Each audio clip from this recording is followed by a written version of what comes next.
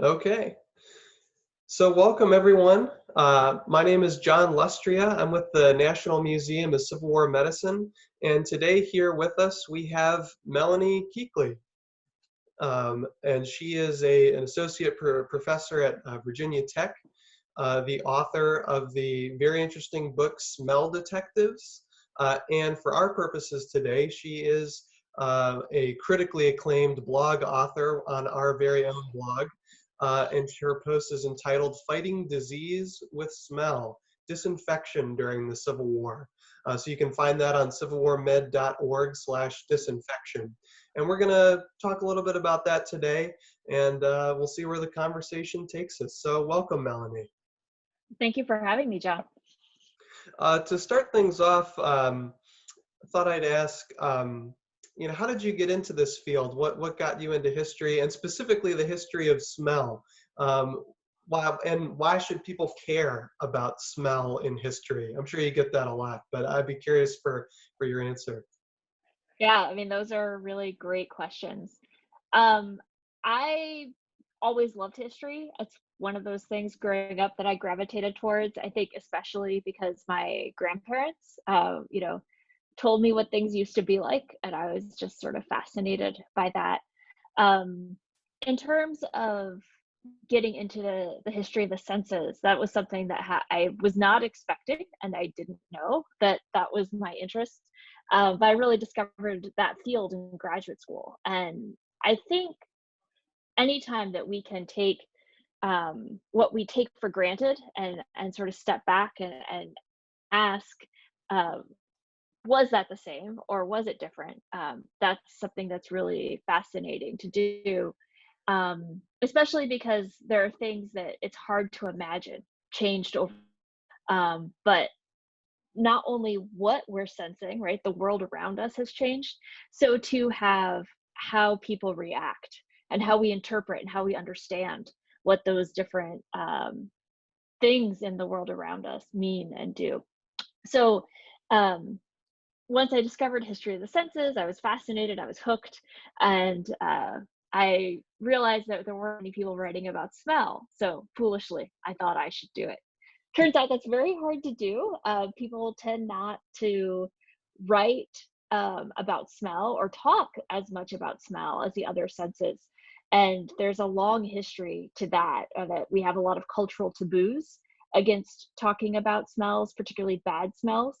Um, and we just don't have a lot of vocabulary for describing odors. If you're a perfumist, you have some pretty specific words, but most people moving around in society, in an American society, don't have a rich smell vocabulary. So that made doing the research really challenging. I think, however, it's important for us to pay attention to the air we breathe and to think about the air we breathe and the information that we get, right, through our noses, through our sense of smell, because oftentimes that that's information that we act on almost instinctively, but it's something that we've learned to do in the course of our lives. And we're very concerned today about wearing masks. It's not something you can smell, but we are worried that we might be inhaling the virus, because we're not entirely sure at the moment of how it in the 19th century, people were much more concerned, and they were concerned on a regular basis about the air they were breathing because they didn't know about germs. They understood that miasmas, that literally means bad air, Mhm. that was the thing that caused and spread disease. So they were always worried about what they were breathing and what that might do to their bodies. Yeah, so it's interesting. This turn toward masks is almost kind of a return to kind of a 19th century way of smelling, kind of.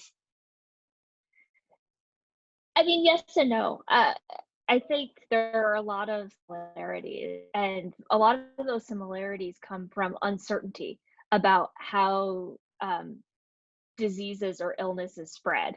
In the 19th century, they did not know about viruses at all, or bacteria, or microbes. Certainly, in the period of the Civil War, by the end of the 19th century, scientists have discovered these things, and so they do have a sense, however, that anytime you take things into your body, that can change your body. And so that's one of the reasons that breathing, the thing that we are always doing, and we do it without thinking, was such a particular area of concern. And that's where I really see the similarity to what's going on today, that we know that there's this virus around and it is causing significant health problems, but how exactly we might catch it, right? That's the thing that is that's really where there's a lot of overlap. We certainly don't believe in miasmas, Sure. and that I think is an important distinction. But the how a disease travels is really the continuous form. Gotcha. That and this kind of heightened concern Mhm. about what's floating out there in the air. Yeah. So let's get into the blog post. Talk a little bit about disinfection in the Civil War and how that relates with smell. Yeah. So one of the ways in which people understood diseases spreading through miasmas was that anytime the air was off, that's when there might be a miasma. And the definition of air was that it's an inodorous substance. So whenever there was a smell, right, that was a warning. Mhm. And people were especially concerned about bad smells, the smells that arose from decomposition. We know today decomposition is where you're going to find a lot of bacteria and microbes, so they weren't all wrong. Um, but this idea that bad smells could make you ill, that is what led to particular beliefs about how to fix the air and, as they understood it, disinfect. So one way I think about it is that it was like olfactory warfare. If there were bad smells in the air, you had to combat them with good smells and ensure that what you would breathe in was somehow, a sweet smell or a good thing. Um, so in their homes, 19th century Americans often, you know, did a lot of selective gardening. They would plant lilac bushes just outside the outhouse, which would smell.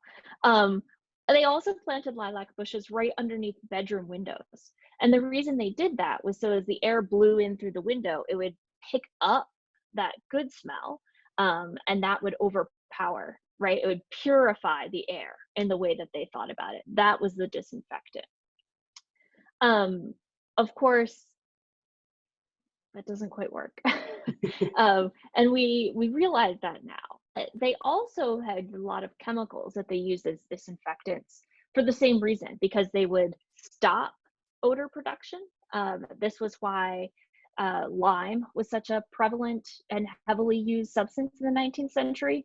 Lime is the ingredient in whitewash that gives it the white color, but lime is something that stops decomposition.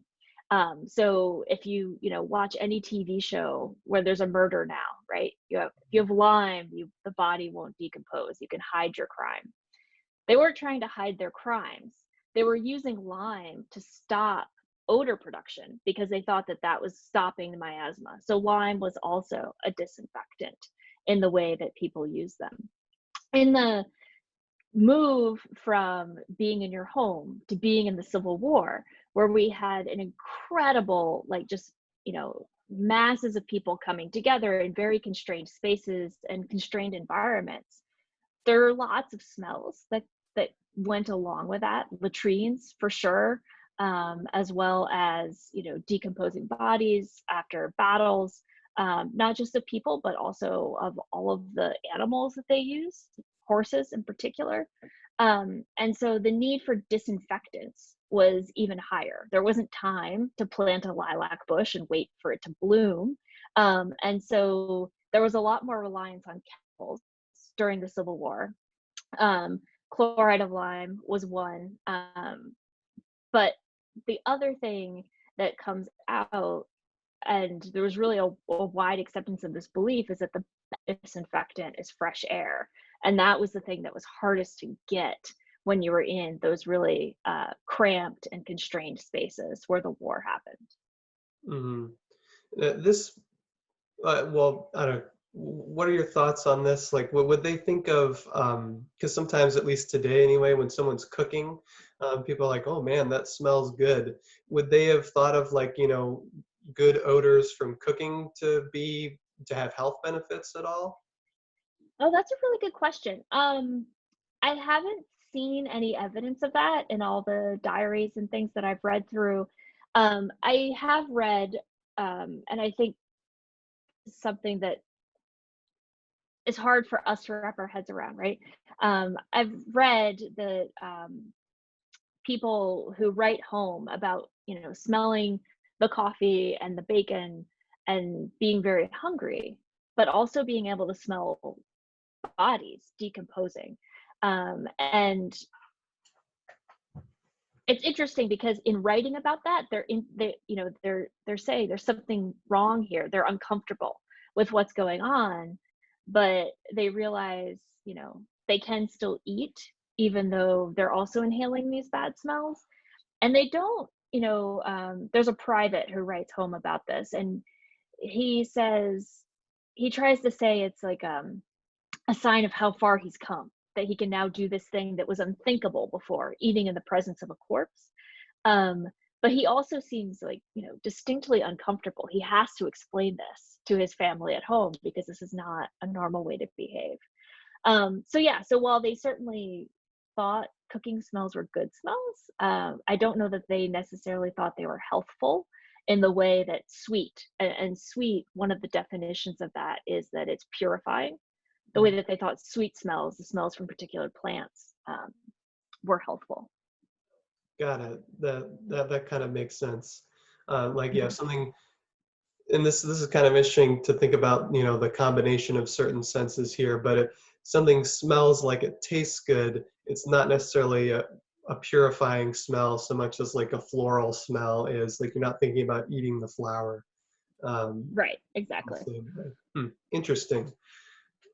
Um, let's see. What would you say in terms of, as they started thinking about smells and disinfectants and things, Civil War camps certainly smelled a certain way, but how did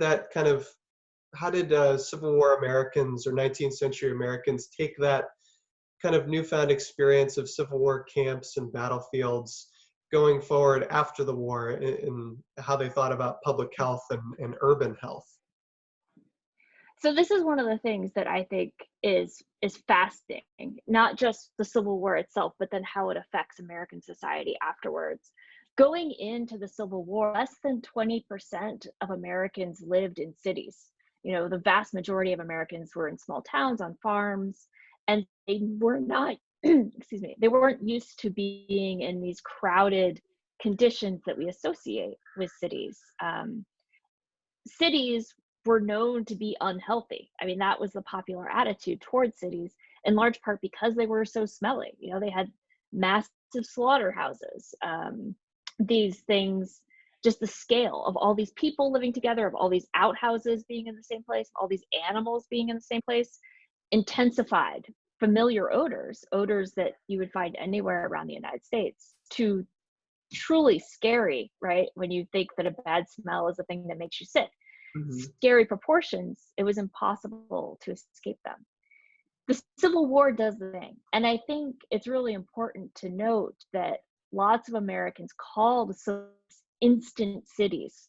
They sort of sprang up overnight. They had the same, if not higher, populations than American cities.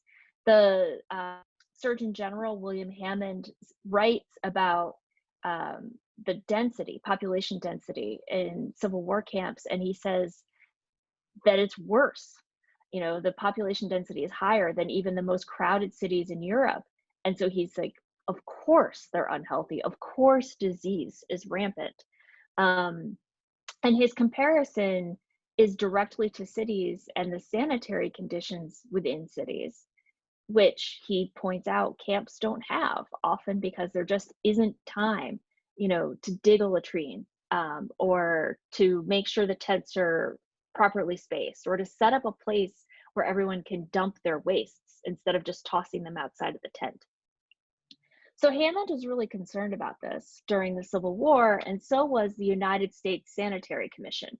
A lot of the members of the Sanitary Commission had been physicians in American cities before the war, and they were pushing city governments to have a proactive health agenda, especially to clean up the cities and to make sure that, all of these things wouldn't accumulate that release bad odors. They During the war, these same physicians end up working with the sanitary commission, not only in hospitals and treating the wounded and treating people who get sick during the war, but also doing inspections of camps. And in their inspections, they're pointing out all of the things that are unsanitary, that are, causing bad smells, but also spreading disease, and how they can be fixed. So during the Civil War, and this is on the Union side, the Sanitary Commission is operating, these physicians are getting the chance to test out a lot of their sanitary principles in the camps.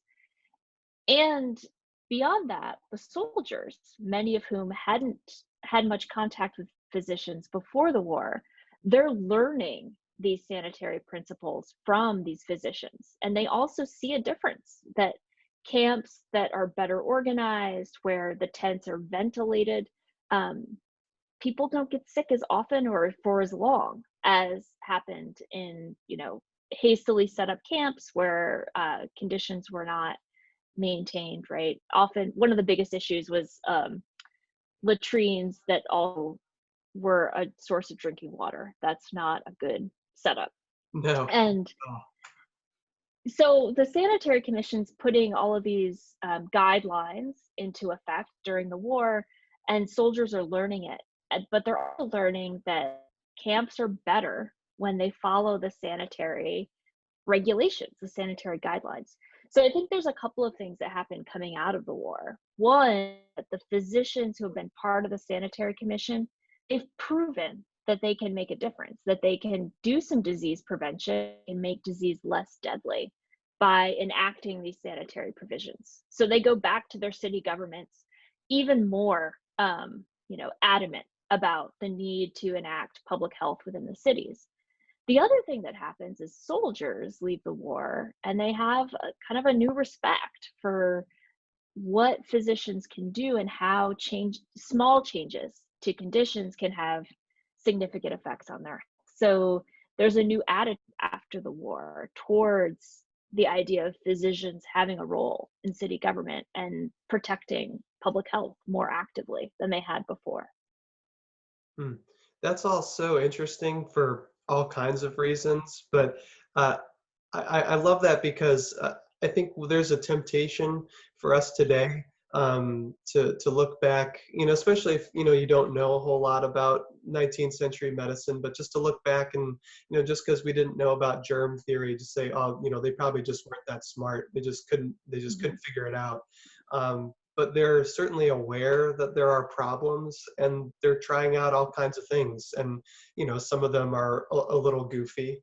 Kind of like we were saying earlier, like there are lots of famous photographs of Civil War hospitals with pine branches hanging to kind of Hmm. induce these good smells, like you were saying. Yeah.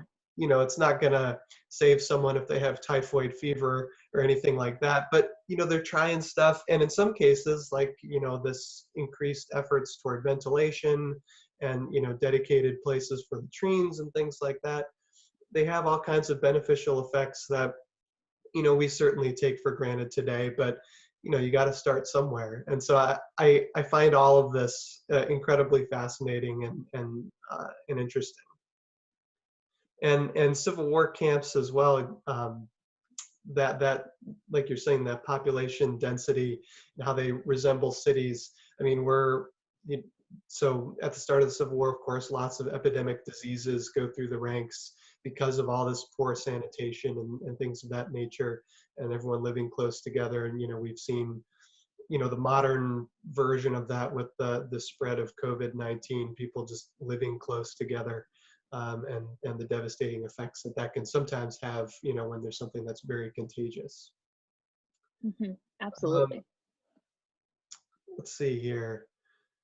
And this might not be the right way to phrase the question, but how did the Civil War change how 19th century Americans smelled?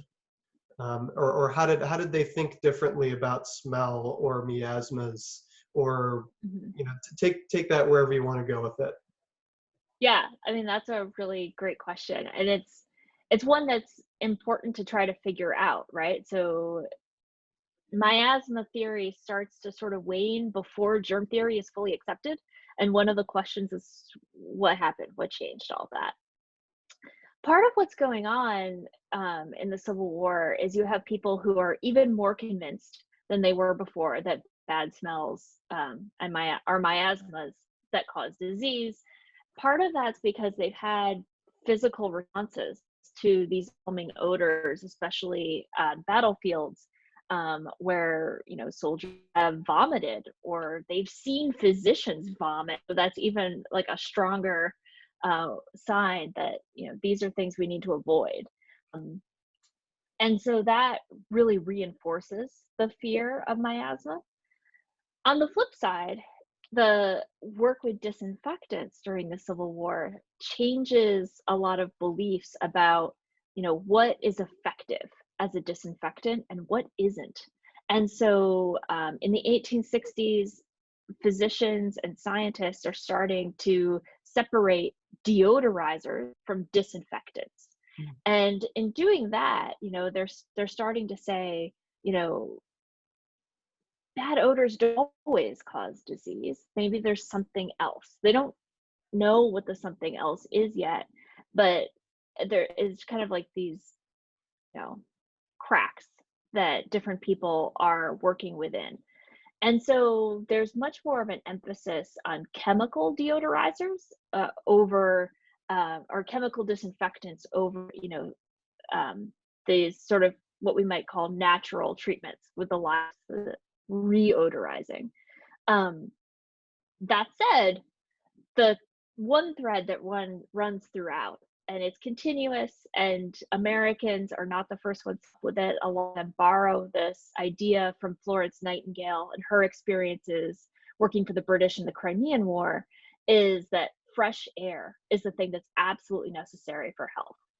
So throughout the war and after the war, emphasis on providing fresh air. Frederick Law Olmsted was the secretary of the United States Sanitary Commission. After the war, he returns to New York City, where he has, the thing that makes him so famous. He builds Central Park. Mm. Central Park, the idea behind it, it was supposed to be a reservoir of fresh air. This is one of the ways Central Park is supposed to work. And so people living in the city, incredibly congested, right? They'll be able to get fresh air. And so when they talk about parks as being breathing spaces or urban lungs in the 19th century, they literally that this is the place you go to breathe Mm. because you'll get fresh air and that will somehow, replenish your body. Interesting. That's such a fascinating kind of physical legacy of the Civil War, Yeah. not just in New York City, but in cities Hmm. all over the country. That's so cool. I didn't know that. Um, and so let me see here. As we're kind of wrapping things up, and with people spending a Hmm. lot more time inside nowadays, and even once things eventually start opening back up again, if people are curious to read more about sensory history, the Hmm. history of smell, of course, Smell Detectives, a great book to pick up. But are there any other kind of there it is. Yeah. Are there any other kind of book recommendations that you might have for people who want to read more on the subject? Absolutely. So if you're interested in learning more about the senses, particularly during the Civil War, I'd recommend you start with a book by Mark M. Smith Hmm. called The Taste of Battle. No, wait, The Smell of Battle, The Taste of Siege. Yeah. It focuses, each chapter is on each of the five senses. So, sight, sound, smell, taste. He has some interesting things to say about eating rats in Vicksburg. I won't say any more.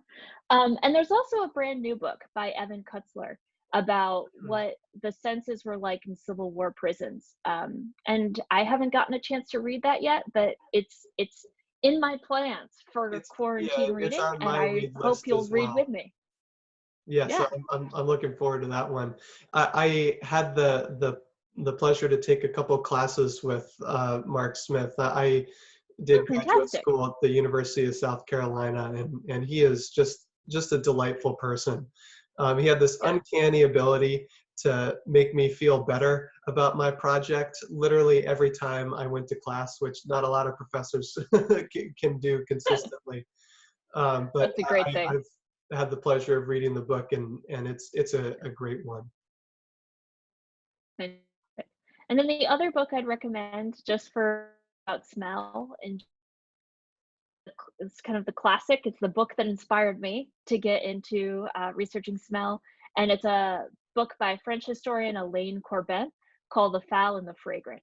It's a great read. It has nothing to do with the Civil War, but it's definitely worth reading. It's a great title, The Foul and the Fragrant. I love that. Yeah, it is a good title. Well, thanks so much for being with us today. We hope you all enjoyed the video. And if you've been enjoying these videos, please consider becoming a member at the museum with our doors closed. We're not taking in any admission money. So if you can donate to the museum or become a member, it goes a long way to helping us continue making videos like these and bringing this all to you. And like our Facebook page and subscribe to our YouTube channel where these sorts of videos keep appearing. And thanks so much for spending some time with us today, you viewers, as well as you, Melanie. It's been a pleasure. It was my pleasure. I hope this is a breath of fresh air for everyone. That's right, and that's a great way to sign off. We'll see you later.